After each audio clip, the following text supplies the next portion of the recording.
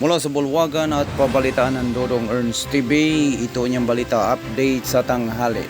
Mga kasuyan, konting kalaman.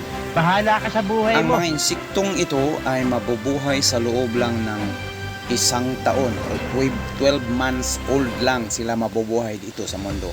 Nung una kong na-reels ang mga insektong ito ay ganito pa sila kalaki. Dalawa yan sila.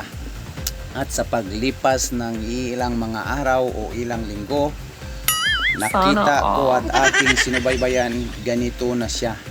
Adult na kung tingnan. Dalawa yan sila nung una ko silang na-reels. At ngayon, siya na lang isa ang natira. Aywan ko lang yung isa kung lumipat ba or nakain na ng ibon. So yun lang po ang aking maibalita hanggang sa mga oras na ito. Maraming salamat sa inyong panonood.